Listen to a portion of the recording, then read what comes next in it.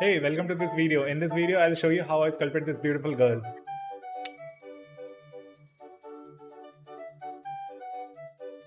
Okay, it's a female model. So I basically started with my base mesh.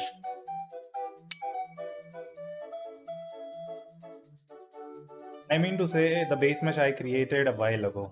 So yeah, I basically started with posing the model. I already had polygroup on this. Yeah, I know. So I already had polygroup on that model, and that polygroup, it was very helpful. It was UV polygroup. Like this polygroup was made from UV.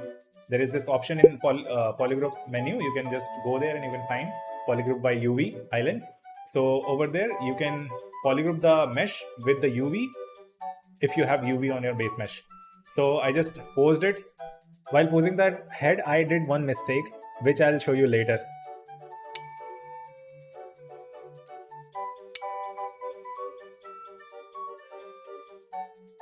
So I just started on the most important part. I mean to say I started sculpting on the body. So yeah, because in that reference, this body part and the abdominal part and the hands and shoulders, they were like prominent. It was like properly appealing. So I had to sculpt on it. There was no other way. Okay, next I thought of just taking a screenshot and putting it in Photoshop and just painting over it the clothes, hairs, somehow to get the rough idea.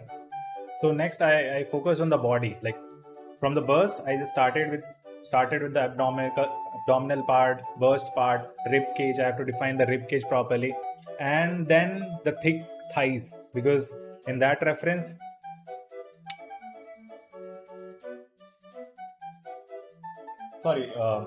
thighs. I just focused on that those thighs, and then after that I focused on that abdominal area, and overall I was just trying to get the silhouette of the whole sculpt properly.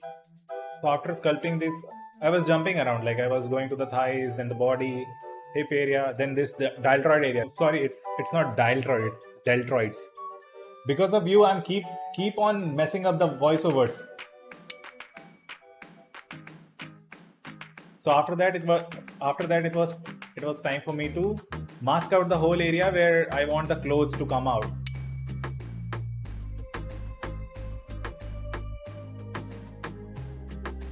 Where I wanted to sculpt the clothes. So after applying the mask, I just went to this extract option. You already know it's in subtool menu, and I just had the thickness to 0 and extracted out a mesh, then deformation tab, and I just put some inflate on it, and after that I dynamized it, and next part was sculpting on the dress.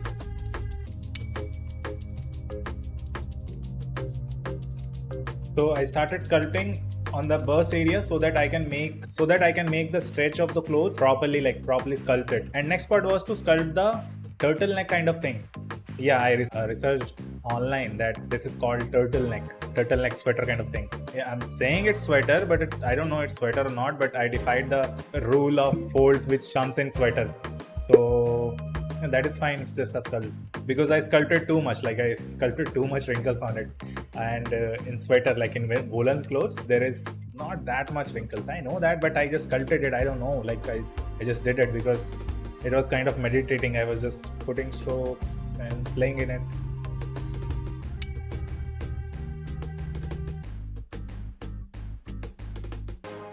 Yeah, so sculpting the folds, it was not like that hard. I just used clay builder, standard brush, and I had few cloth sculpting brushes, but I thought of just using it standard brush and clay builder brush. I thought let's give ourselves a constraint and just play with those two brushes, how much I can push.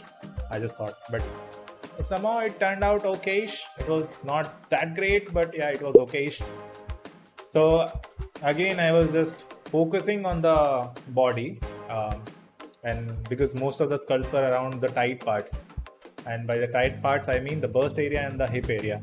Next was the bottom border which was there on that this one piece dress. So for that I didn't extracted it, I just inflated it, like after masking I just went to this deformation tab and I just inflated it. Then after that, this crotch area, holes which are there in crotch area, I was kind of not liking it, but I thought let's just go with the reference. I didn't, at that time I thought I don't want to do that much research, and I just went with the reference, the folds, the kind of folds which were there in the reference. I just followed them and had some basic idea which I had, so added those two things and just applied those strokes, standard brush and your clay builder brush. And for that part I have this video also, like side video, you can see that.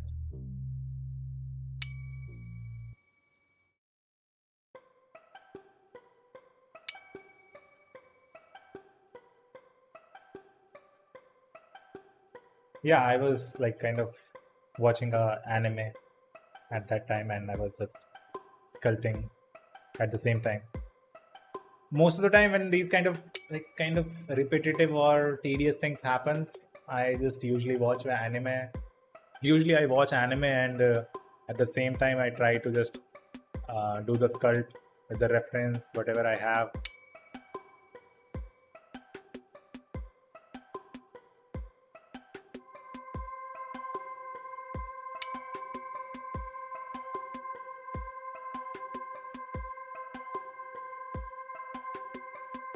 Then next was this turtleneck thing. I had to make it like a fluffy sweater kind of thing. So I applied the mask and inflated it so that I get some kind of volume.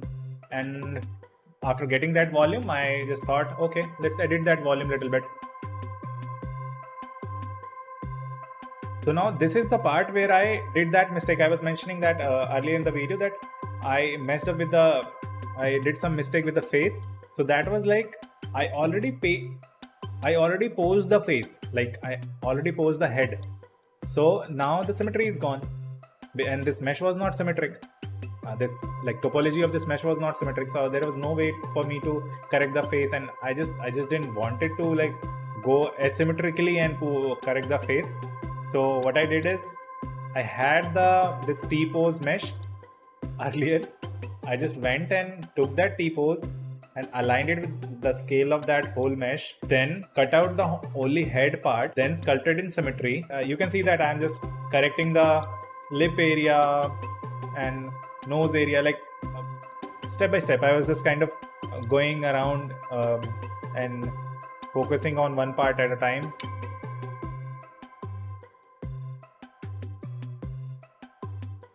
I wanted to make it kind of cute and beautiful, but I just thought, okay, let's pause this thing. We'll fix it in the next sculpt.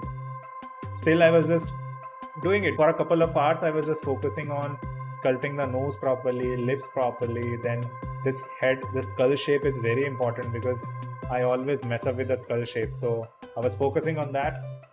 So you can see I was focusing on kind of this nose area and this eye area, because try to like go as beautiful as possible.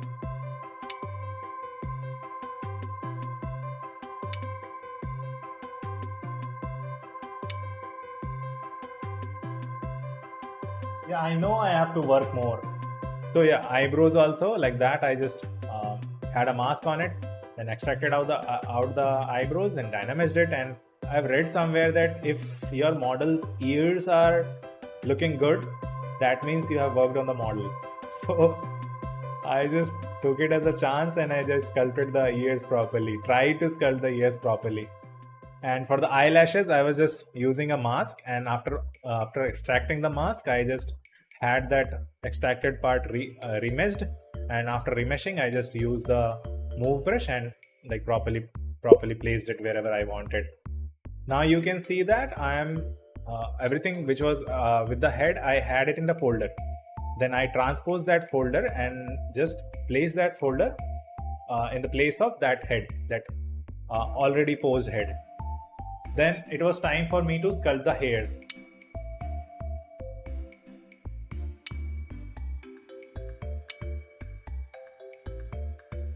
Yeah, I know they are okay because I'm learning.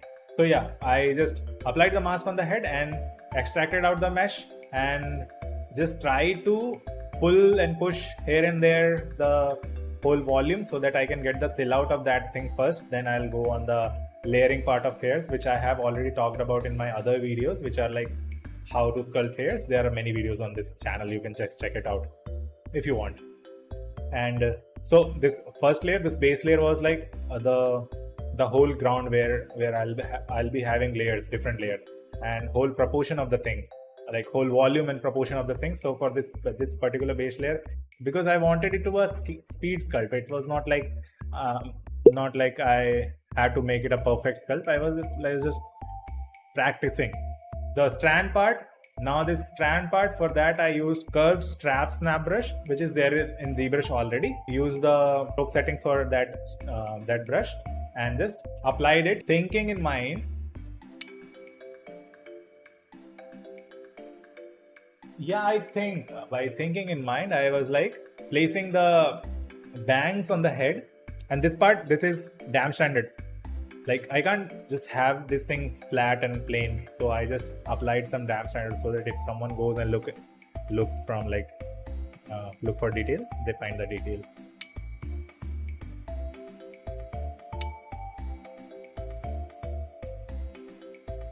Yeah, I'll tell them. So basically, in the beginning, I was not going to sculpt I was not planning to sculpt the back portion of this thing, because in my original reference I didn't have that back image, and for that I had to go on internet. I had to search and all. So I was not planning to sculpt the back part. I was just planning to have a 3/4 and front view of that thing. But later on I thought, if I'm sculpting it, then what's the point of leaving the small parts, like just the back part? Yeah, and I wanted some kind of pattern on this dress, so I had to get the UV of the dress properly. So for that I used polygroup, and I UV'd it in ZBrush itself. But ZBrush UVs were not kind of properly aligned, so I had to take it in Maya. So after taking it in Maya, I just aligned it in a way where my tileable texture will make a proper kind of sense. It's not like some patterns are coming from this direction and some patterns are coming from opposite direction. I don't wanted to make that, so I just took it in Maya and aligned the UVs properly. And then after that, I focused on sculpting on the back part.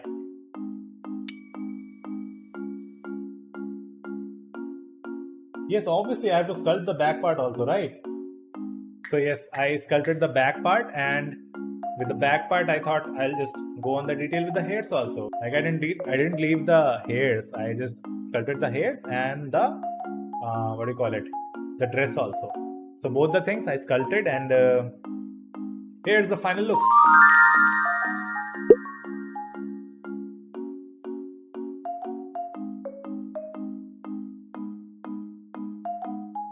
Say sorry to everyone, you disturbed a lot.